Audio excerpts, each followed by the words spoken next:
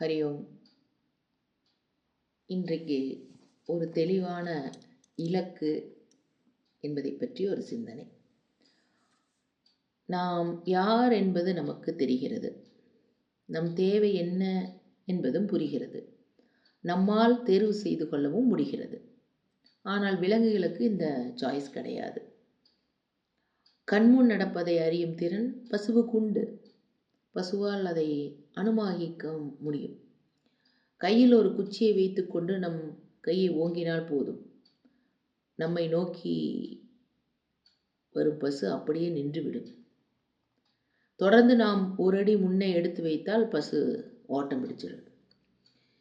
இவன் ஒரு தண்டபாணியாக இருக்கிறான், அதாவது கையில் குச்சியுடன் இருக்கிறான், இவனிடம் கவனமாக இருக்க வேண்டும் என்பதை அது அனுமானித்துக் கொள்கிறது. முன் அனுபவம் காரணமாக இவன் விரும்பத்தக்காதவன் என்பதை பசு புரிந்து கொண்டு விடுகிறது. ஏன் புழு பூச்சிகளுக்கு கூட இந்த திறனும் இந்த அனுமானமும் இருப்பதை பார்க்கிறோம். இல்லாவிட்டால் கொசுவால் நம்மை எப்படி கடிக்க முடிகிறது? இவனிடம் போனால் ரத்தம் கிடைக்கும் என்பது அதற்கு தெரிந்திருக்கிறது. ஆனால் மிருகங்களுக்கோ புழுப்பூச்சிகளுக்கோ சாய்ஸ் என்பது கிடையாது. நடத்தை இப்படித்தான் இருக்க வேண்டும் என்று அவை புரோகிராம் செய்யப்பட்டிருக்கின்றன. அதன்படி அவற்றின் செயல்பாடுகள் அமைகின்றன. புலி ஒரே பாய்ச்சலாக வந்து கவிவிடும். நாய் குறைக்க மட்டுமே செய்யும், சில சமயம் கடிக்கும். பாம்பு சீர மட்டுமே முடியும்.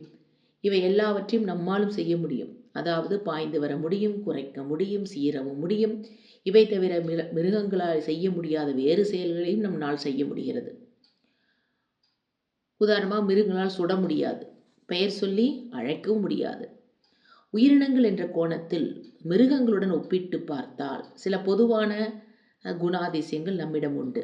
அதே சமயம் மிருகங்களுக்கு கொடுக்கப்படாத ஸ்பெஷல் ஸ்டேட்டஸ் நமக்கு தரப்பட்டிருக்கிறது. சாய்ஸ் என்பது நமக்கு மட்டுமே கொடுக்கப்பட்டிருக்கும் ஒரு ஸ்பெஷல் வரம். இதை நாம் பயன்படுத்தினால் ஆக்ஷனை நாம் தீர்மானிக்க முடிகிறது.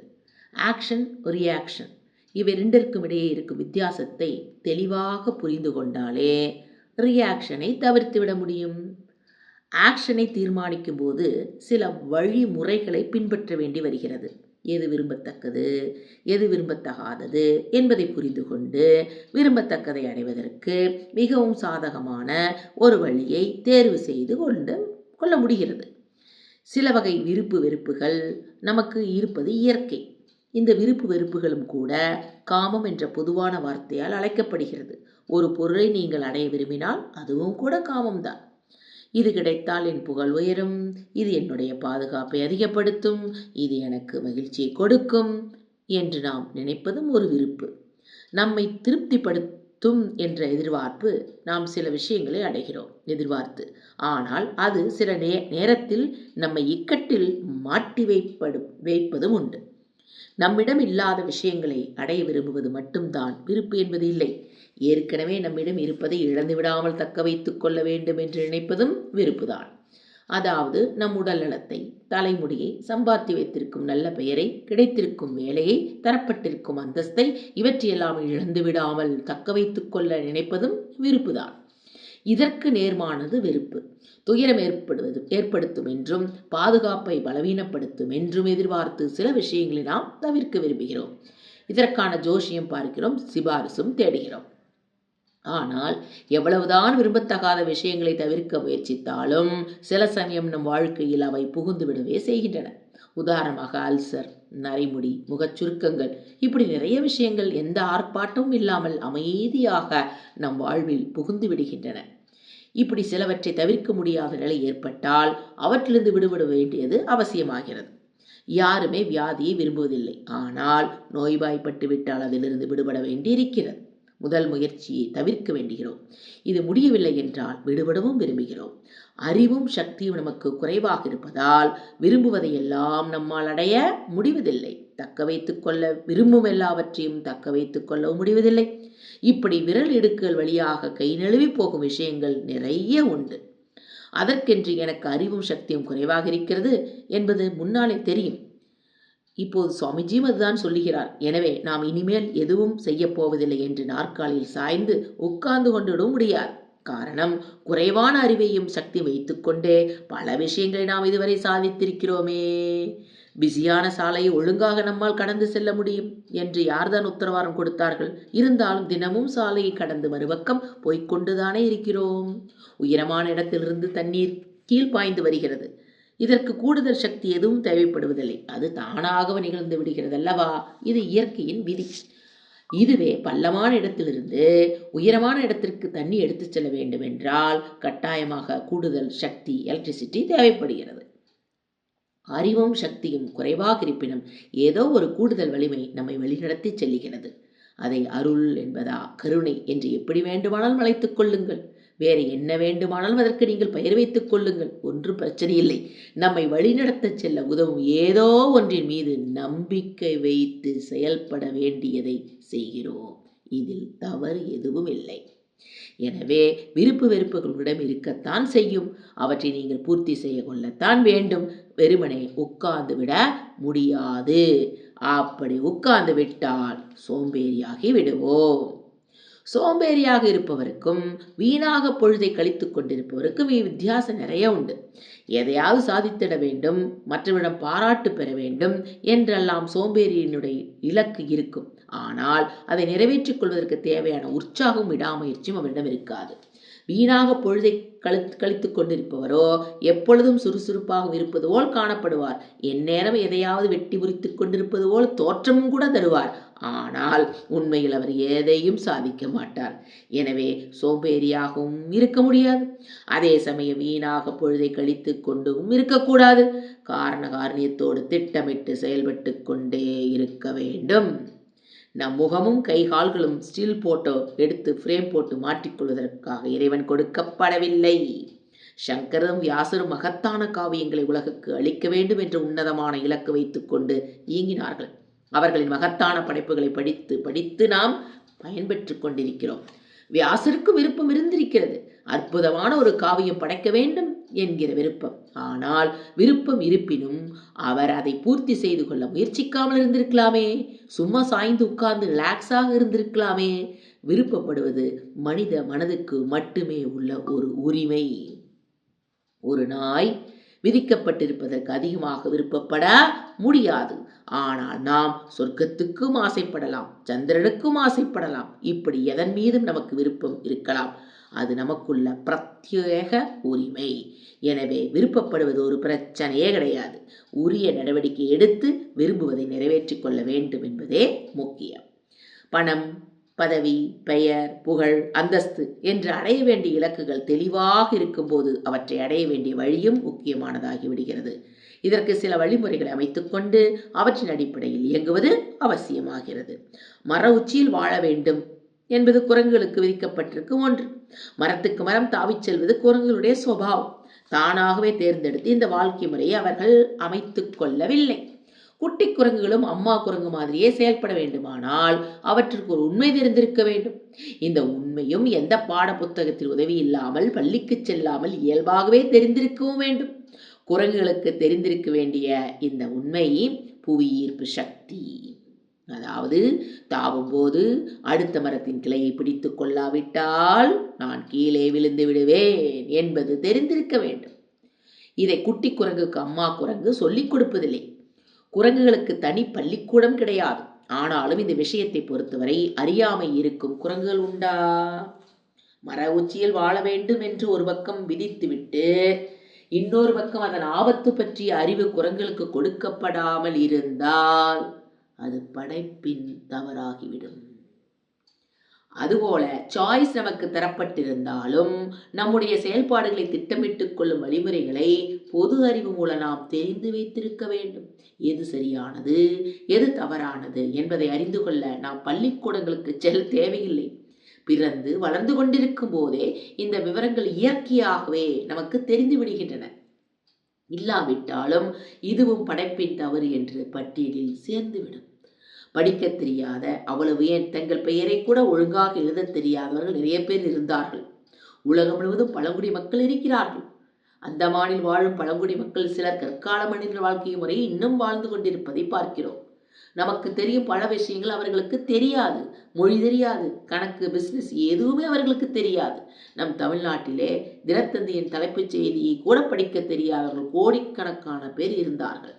எனவே சரி என்பது தவறு என்பது கல்வியின் மூலம்தான் கற்றுத்தர வேண்டும் என்றால் கோடிக்கணக்கானவர்களும் அந்த அறிவை பெற வாய்ப்பும் அதிர்ஷ்டமும் கிடைக்காமலே போய்விடும் அல்லவா?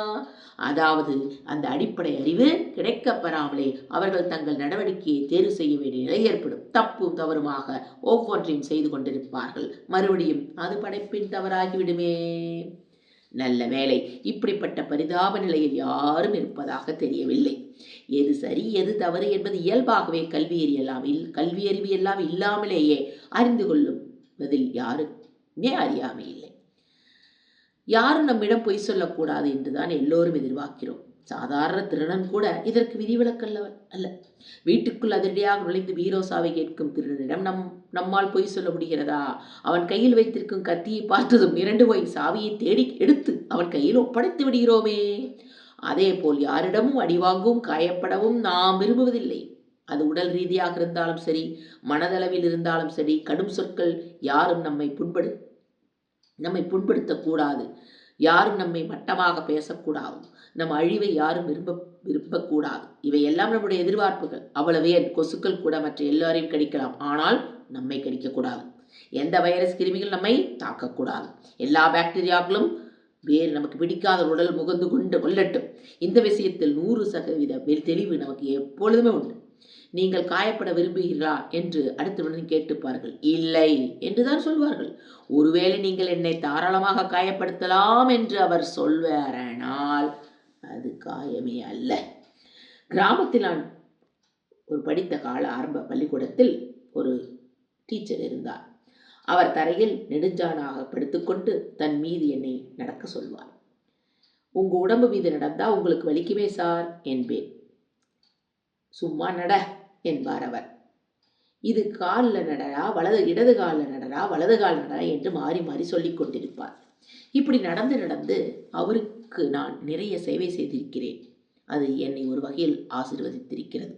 உண்மையில் அவர் உடம்பு மீது நான் நடந்தாலும் அவரை நான் காயப்படுத்தவில்லை. அவர் உடலிலிருந்து வலியை போக்கியிருக்கிறேன்.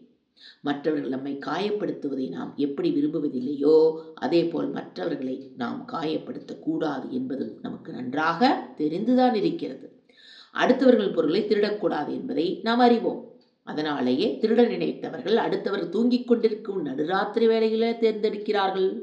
இதையெல்லாம் தெரிந்து கொண்ட நமக்கு கிண்டர்கார்டன் படிப்பு தேவைப்படுவதில்லை.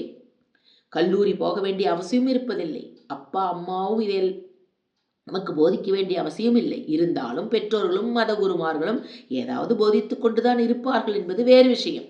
குரங்குகளுக்கு புவியீர்ப்பு தெரிந்திருப்பது மாதிரி எது சரி எது தவறு என்பது நமக்கு இயல்பாகவே தெரிந்திருக்கிறது. இவையெல்லாம் யாரோ கண்டுபிடித்ததல்ல, சட்ட நிபுணர்களால் வரையறுத்து கொடுக்கப்பட்டதல்ல. வேத புத்தகங்கள் இவற்றை நமக்கு சொல்லித் தருவதுமில்லை. நமக்கு ஏற்கனவே தெரிந்திருப்பதை அவர்கள் உறுதிப்படுத்துகின்றன, அவ்வளவுதான்.